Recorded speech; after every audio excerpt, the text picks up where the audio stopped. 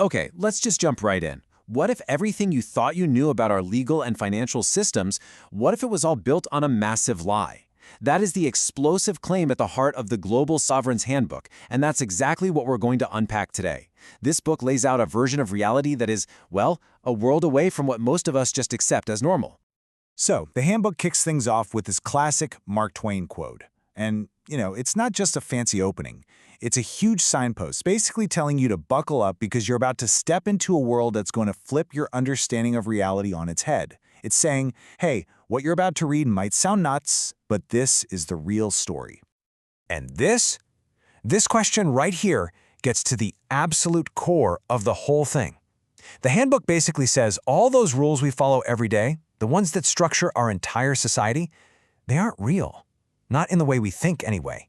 The claim is that they are a meticulously crafted illusion, a fiction with one single overarching goal: to control us. All right, so to really get a handle on this entire worldview, we have to start with one key concept. It's the foundation for everything else, the absolute linchpin of the argument. And that concept is sovereignty. So, when we say sovereignty, what does this handbook actually mean? Well, it's not talking about the power of a country or a king. No, it's talking about the inherent, natural authority that belongs to every single individual. In this view, you are the ultimate source of all power. Think about that for a second.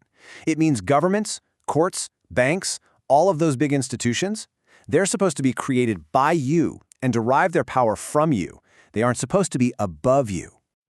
Okay, that leads to a pretty obvious question, right? If we're all individually sovereign, where did all that power go?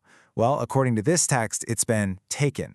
The argument is that a huge, complex system of control has been engineered to siphon that power away from you and me and concentrate it somewhere else entirely.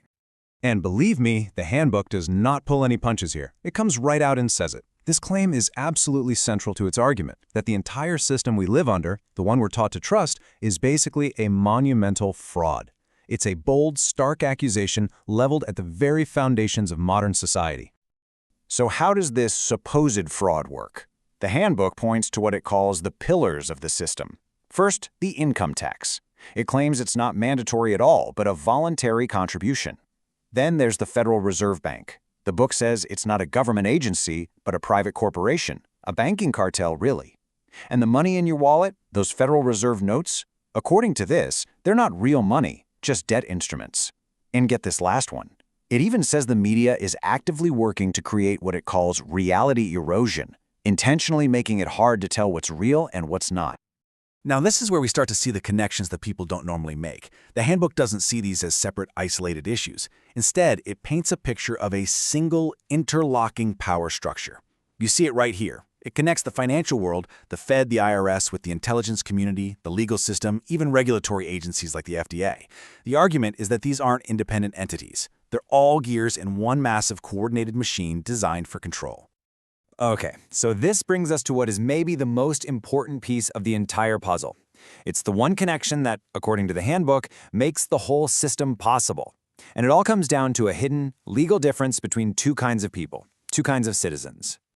And here it is, laid out side by side. This is the core conflict. On the left, you have the state citizen. This is the true sovereign, the creator of government, who has natural, unalienable rights. But on the right, that's the U.S. citizen. And according to the handbook, this is a totally different thing. It's a corporate, contractual status, a legal fiction, really, that turns you from the creator of government into a subject of government.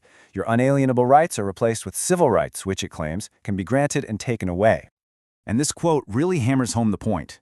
The idea is that most people believe they're free, believe they are that sovereign on the left. But the handbook argues, by unknowingly acting as this corporate U.S. citizen, by having a social security number, by paying taxes, they've actually consented to being enslaved by the system. And the worst part? They have no idea they even made that choice. So after laying out this pretty bleak picture of the problem, the handbook doesn't just stop there. It actually proposes a solution. It lays out a step-by-step path for anyone who wants to, in its words, reclaim their power and their original sovereign status. Now, what's fascinating is that the proposed solution has nothing to do with protests or politics. It's all about legal paperwork. It's a very specific administrative process. You can see the steps here. It's about revoking contracts, like your Social Security application, with a sworn affidavit. It's about creating a new public record, a declaration of sovereignty to put your new status out there. It's about taking back the power of attorney the government assumes it has over you. The whole idea is to legally and publicly sever every single contractual tie that binds you to what it calls the corporate system. And the end goal here, it's not just about breaking away. It's really presented as a journey toward what you might call radical self-responsibility.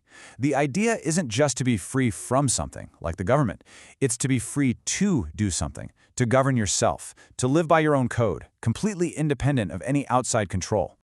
So as we wrap up this look into the Global Sovereign's Handbook, it really all boils down to this one fundamental question: who actually gives the government its power? Where does its authority really come from? Now, whether you look at this material and see a hidden truth that's been kept from us, or you see a wild conspiracy theory, it doesn't really matter. The source forces you to stop and think about the very nature of consent, authority, and power in the world we live in.